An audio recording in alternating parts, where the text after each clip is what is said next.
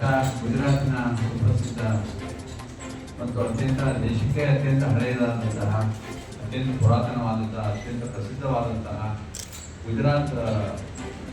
ಗುಜರಾತಿನ ಒಂದು ಮಾಡೆಲ್ ಆಗಿರ್ತಕ್ಕಂಥ ಸೋಮನಾಥ ದೇವಸ್ಥಾನವನ್ನು ಸುಗ್ಗಿರೂಪ ನಿರ್ಮಾಣ ಮಾಡ್ತಾ ಇದ್ದೇವೆ. ಮತ್ತು ಇದರ ಜೊತೆಗೆ ಬೇರೆ ಬೇರೆ ವ್ಯವಸ್ಥೆಗಳು ಮತ್ತು ಒಂದು ವಿಶಾಲವಾದ ಮೇಳ ಕೂಡ ಇದೆ. ಇದರಲ್ಲಿ ಜ್ಞಾನವನ್ನು ಕಲಿಯುವುದು ಹೇಗೆ, ಮನಸ್ಸನ್ನು ಶಾಂತಗೊಳಿಸುವುದು ಹೇಗೆ, ವಿದ್ಯಾರ್ಥಿಗಳು ಏಕಾಗ್ರತೆಯನ್ನು ಬೆಳೆಸ್ಕೊಳ್ಳೋದು ಹೇಗೆ, ಮತ್ತು ಮನುಷ್ಯ ತನ್ನ ಜೀವನವನ್ನು ಸಫಲ ಮಾಡಿಕೊಳ್ಳೋದು ಹೇಗೆ, ಶಾಂತಿ ಯಾಕೆ ಮುಖ್ಯ, ಇವೆಲ್ಲವನ್ನು ಕೂಡ ಅಲ್ಲಿ ನಾವು ಜನರಿಗೆ ತಿಳಿಸ್ಕೊಡುವಂಥ ವ್ಯವಸ್ಥೆ ಮಾಡ್ತೇವೆ. ಇದೆಲ್ಲದರ ಉದ್ದೇಶ ಒಂದೇ, ಏನಂದರೆ ಇತ್ತೀಚೆಗೆ ಸಮಾಜದಲ್ಲಿ ಅಶಾಂತಿ ಹೆಚ್ಚುತ್ತಾ ಇದೆ, ಕ್ರೌರ್ಯ ಹೆಚ್ಚಾಗ್ತಾ ಇದೆ, ಹಿಂಸೆ ಹೆಚ್ಚಾಗ್ತಾ ಇದೆ, ಮತ್ತು ನಂಬಿಕೆಗಳು ಕಡಿಮೆ ಆಗ್ತಾ ಇವೆ. ಕುಟುಂಬದಲ್ಲಾಗಲಿ ಸಮಾಜದಲ್ಲಾಗಲಿ ಬೇರೆಯವ್ರನ್ನ ಸ್ವೀಕಾರ ಮಾಡುವಂಥ ಮನೋಭಾವ ತುಂಬ ಕಡಿಮೆ ಆಗ್ತಾ ಇದೆ. ಇದೆಲ್ಲ ಯಾಕೆ ಆಗ್ತಾ ಇದೆ ಅನ್ನೋ ಕಾರಣ ಎಲ್ಲರಿಗೂ ಗೊತ್ತಿದೆ. ಆದರೆ ಅದರ ಯಾವುದನ್ನ ಮಾಡಿದರೆ, ಏನನ್ನ ಮಾಡಿದ್ರೆ ಇವೆಲ್ಲವನ್ನು ನಾವು ನಮ್ಮ ಜೀವನದ ತೊಡಗಬಹುದು, ಶಾಂತವಾಗಿರ್ಬಹುದು, ಸಂತೋಷವಾಗಿರ್ಬೋದು ಅನ್ನೋದನ್ನು ಕಲಿಸಿರೋದಕ್ಕಾಗಿ ಆ ಒಂದು ಅವೇರ್ನೆಸ್ ಕ್ರಿಯೇಟ್ ಮಾಡೋದಕ್ಕೋಸ್ಕರ ನಾವು ಇದು ಮಾಡ್ತಾ ಇದ್ದೀವಿ.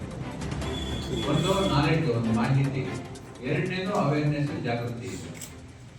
ಕೇವಲ ಮಾಹಿತಿಯಿಂದ ಮನುಷ್ಯ ಬದಲಾವಣೆ ಆಗೋದಿಲ್ಲ, ಅವೇರ್ನೆಸ್ ಇದ್ದರೆ, ಜಾಗೃತಿ ಇದ್ದರೆ ಮನುಷ್ಯ ಬದಲಾವಣೆ ಆಗಕ್ಕೆ ಸಾಧ್ಯ ಇದೆ.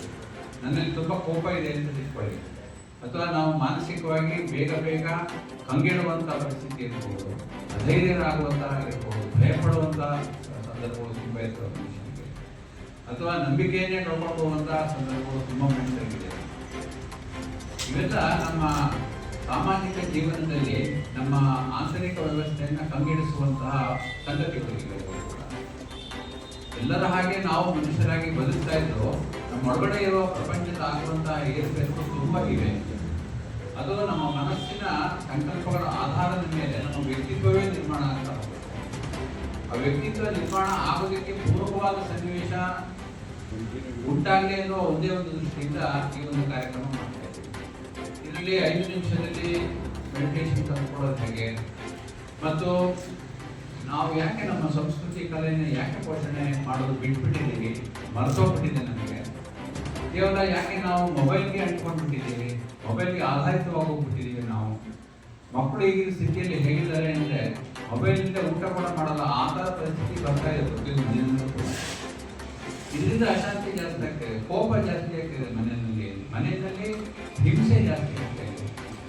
ಮಾನಸಿಕವಾದ ರೀತಿ ಒಂದು ಹಿಂಸೆ ಆದರೆ ದೈಹಿಕವಾದ ಒಂದು ಹಿಂಸೆ ಕೂಡ ನಡೀತದೆ ಕುಟುಂಬಗಳಲ್ಲಿ.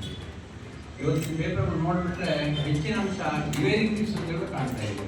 ಆಧ್ಯಾತ್ಮಿಕ ಸುದ್ದಿಗಳು ಬಹಳ ಕಡಿಮೆ, ಧಾರ್ಮಿಕವಾದ ಸುದ್ದಿಗಳು ಬಹಳ ಕಡಿಮೆ, ಮನುಷ್ಯನ ಮನಸ್ಸಿಗೆ ಬೇಕಾದ ಸುದ್ದಿಗಳು ಬಹಳ ಕಡಿಮೆ ಆಗ್ತಾ ಇದೆ. ಇವೆಲ್ಲವೂ ದೃಷ್ಟಿ ಇಟ್ಕೊಂಡು ನಾವು ಈ ಕಾರ್ಯಕ್ರಮವನ್ನು ಏರ್ಪಾಡು ಮಾಡ್ತಾ ಇದ್ದೀವಿ. ಅದಕ್ಕೆ 15 ದಿವಸ ಈ ಕಾರ್ಯಕ್ರಮವನ್ನು ಏರ್ಪಾಡು ಮಾಡಿದ್ದೀವಿ. 8ನೇ ತಾರೀಕಿಂದ ಹಿಡಿದು 22ನೇ ತಾರೀಕು ಫೆಬ್ರವರಿವರೆಗೆ 15 ದಿವಸದಲ್ಲಿ ವಿಶೇಷ ಕಾರ್ಯಕ್ರಮಗಳು, ಜೊತೆಗೆ ಒಂದು ಧಾರ್ಮಿಕ ಮೇಳ ಕೂಡ ಮಾಡ್ತಾ ಇದ್ದೀವಿ, ಧಾರ್ಮಿಕ ಸಮ್ಮೇಳನ ಕೂಡ ಮಾಡ್ತಾ ಇದ್ದೀವಿ. ವಿಶ್ವಶಾಂತಿಗಾಗಿ ಧಾರ್ಮಿಕ ಒಂದು ಸಭೆ ಅಂತ, ಅದರಲ್ಲಿ ಎಲ್ಲರೂ ಬರ್ತಾರೆ, ಮುಸ್ಲಿಮ್ಸ್ ಬರ್ತಾರೆ, ಕ್ರಿಶ್ಚಿಯನ್ಸ್ ಬರ್ತಾರೆ, ಜೈನ್ಸ್ ಬರ್ತಾರೆ, ಬುದ್ಧಿಸ್ಟ್ ಬರ್ತಾರೆ, ಎಲ್ಲರೂ ಬರ್ತಾರೆ. ಎಲ್ಲರ ಮನಸ್ಸಲ್ಲಿ ಇರೋದು ಏನಂದ್ರೆ ನಮ್ಮ ದೇಶ ಶಾಂತವಾಗಿರ್ಬೇಕು, ನಮ್ಮ ಸಮಾಜ ಚೆನ್ನಾಗಿರ್ಬೇಕು, ನಾವೆಲ್ಲರೂ ಪರಸ್ಪರ ನಂಬ್ಕೊಂಡು ಚೆನ್ನಾಗಿರ್ಬೇಕು ಅಂತ ನಾವು ಹೇಳ್ತೀವಿ. ಆದರೆ ಪ್ರಾಕ್ಟಿಕಲ್ ಆಗಿ ಮಾಡ್ತಾ ಇರೋದೇನು, ನಾವು ಧಾರ್ಮಿಕ ಅಪನಂಬಿಕೆಗಳು ಯಾಕೆ ಜಾಸ್ತಿ ಆಗ್ತಾ ಇದೆ, ಯಾಕೆ ಅಪನಂಬಿಕೆಯಿಂದ ನೋಡ್ತಾರೆ, ಮತ್ತು ಯಾಕೆ ಎಲ್ಲರೂ ಒಳಗೊಳ್ಳುವಂತಹ ಒಂದು ಸಂಸ್ಕೃತಿ ನಮ್ಗೆ ಏನಿತ್ತು ಮೊದಲು, ಒಳಗೊಳ್ಳುವಂತಹ ಸಂಸ್ಕೃತಿ ಬಿಟ್ಟು ಹೋಗಿ ಹೊರಗೆ ಹಾಕುವಂತ ಸಂಸ್ಕೃತಿ ಬರ್ತಾ ಇದ್ದಾರೆ. ಯಾಕೆ ಇವೆಲ್ಲ ಚರ್ಚೆ ಮಾಡಬೇಕು, ಚರ್ಚೆ ಮಾಡಿ ಅದನ್ನ ಜನರಿಗೆ ಜಾಗೃತಿ ಮೂಡಿಸ್ಬೇಕು. ಅದಕ್ಕೋಸ್ಕರ ಇವೆಲ್ಲ ಮಾಡ್ತಾ ಇದ್ದೀವಿ. ಯಾರ್ಯಾರಿಗೆ ಯಾವ ಯಾವ ರೀತಿಯ ಜ್ಞಾನ ಸಿಗ್ತಾ ಇದೆಯೋ, ಯಾರ್ಯಾರಿಗೆ ಯಾವ ರೀತಿಯ ತರಬೇತಿ ಸಿಗ್ತಾ ಇದೆಯೋ, ಅದೇ ರೀತಿ ಮನಸ್ಸಿನ ಸಂಕಲ್ಪ ಮಾಡ್ತಾ ಹೋಗ್ತದೆ, ಅವ್ರ ಜೀವನವೇ ಹಾಗಾಗ್ತದೆ. ಹಾಗಾಗಿ ನಮ್ಮ ದೇಶದಲ್ಲಿರ್ತಕ್ಕಂಥ ಏನು ಸಂಸ್ಕೃತಿ ನಮಗೆಲ್ಲ ಬೇಕಾಗಿರ್ತಕ್ಕಂಥದ್ದು ತುಂಬ ಹಳೆಯದು. ಅದನ್ನ ನಾವು ಹೆಚ್ಚು ಇನ್ಬಿಲ್ಟ್ ಮಾಡ್ಕೊಳ್ಬೇಕು ಮತ್ತು ಅದನ್ನ ಇನ್ಪುಟ್ ಆಗಿ ತಗೊಳ್ಬೇಕು ಒಳಗಡೆ. ಆವಾಗ ನಮ್ಮ ಸಮಾಜ ಬದಲಾವಣೆ ಆಗುತ್ತೆ, ಆವಾಗ ನಾವು ಹೆಚ್ಚು ಶಾಂತಿ ಇರೋದಕ್ಕೆ ಸಾಧ್ಯವಾಗುತ್ತೆ.